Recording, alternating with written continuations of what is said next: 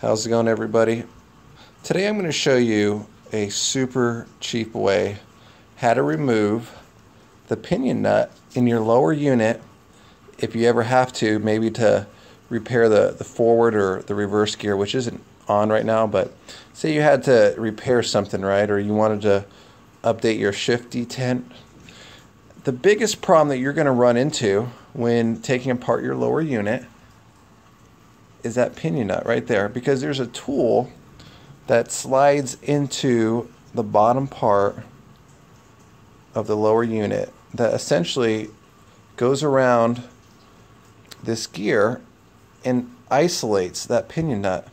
And what that does is then you can use this other tool right here to slide in there and then just simply loosen the pinion nut that way. But having done this multiple times, I found really simple, cheap ways to do this. Without further ado, I'll show you real quick what this guy is. I got this off of eBay.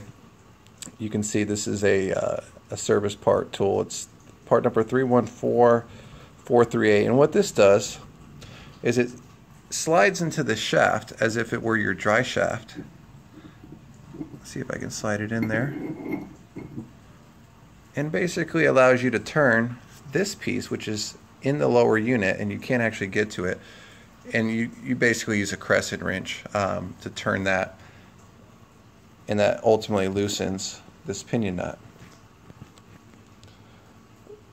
The whole point of this video, though, is getting this pinion nut off requires that special tool. It's like, I think it's like $200, $300. It's really expensive. So I'm going to show you, obviously we're not in the case right now. It's almost impossible to shoot this video while it's in the case because you simply put, you can't see it. So I've got everything assembled. This is kind of what it would look like. Here's your propeller shaft, your carrier assembly and dog clutch. But, so what you're going to do is you need to get a hold of one of these service tools here. I got this one for 20 bucks, super cheap.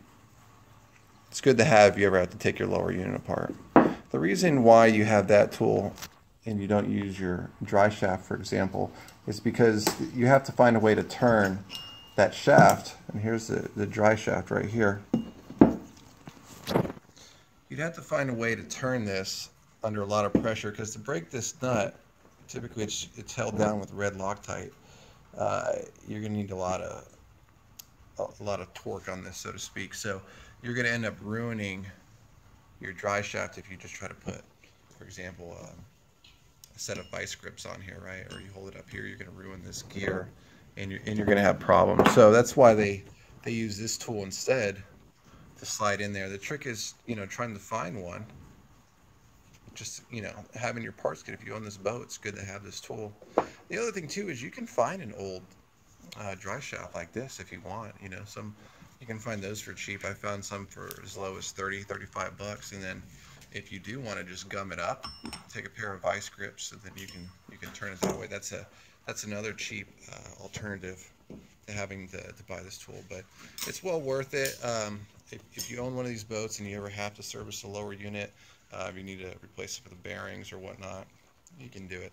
So for the purpose of this video, these are really the only two that you need. You need a 7/8, and they make thin wrenches for 7/8. Snap-on has a real good one. You don't even need a thin wrench. That's one of the things I wanted to mention here. You just need a standard 7/8. So here's the tricky part. If you look at that pinion gear as I'm sliding the 7/8 in there, look, I mean, you're barely catching it as it is, right? So that's why they're using that special tool, but it's still enough to break it loose. And you can even loosen it to the point, I mean, this is a good hardened steel nut in there, so you're not going to damage it by using the 7/8. I've done it multiple times and you'll be just fine. The trick is, as you're sliding your 7/8 in here, and see if I can do it. This is what it's going to look like in the case. You're going to find as you're turning it, it slips off like that. So here's a trick, because this prop shaft assembly is going to be loose in there. In fact, it'll be able to turn like this freely. What you want to do while it's in there is you take one hand on your prop shaft assembly and you kind of turn it in. And what that does, by turning it in, and you have your 7/8 in place. I'm going to set that down if I can without it falling off. Alright, so then what you do is you take your prop shaft assembly and you start tilting it in, just like I showed you, and that basically pulls the gap out, just like that. That's what it looks like in the case. So this dog clutch actually holds, if you do this right, it holds that 7/8 in place, so you can actually loosen it. You can do a combination of things, because there's still about, yay much, it's like 4 inches or so, where this 7/8 wrench can flex up. You can let it use the case if you want, as a backstop, or if you want to use another wrench, or something to kind of isolate it, because this is not far enough to come out of the case, as you can imagine. You can see right here, this is definitely not far enough. But that's how you isolate the pinion nut from within the lower unit. The next thing what I've done is I take this guy and I slide it in there. And then from there, you can just crank this down and voila, it'll come off. That's how I do it. There's that fancy tool you can use. If not, you at least, you've seen it. You've seen it done with a 7/8 regular wrench. There's people out there that say you can't do it with a 7/8 wrench. I've done it multiple times. If you're a backyard mechanic and you don't have the money to buy that special tool, use a 7/8 wrench. You see how it's done here. So I hope everyone liked the video. As always, don't forget to subscribe, like, share, and leave comments below. Have a good one, everybody.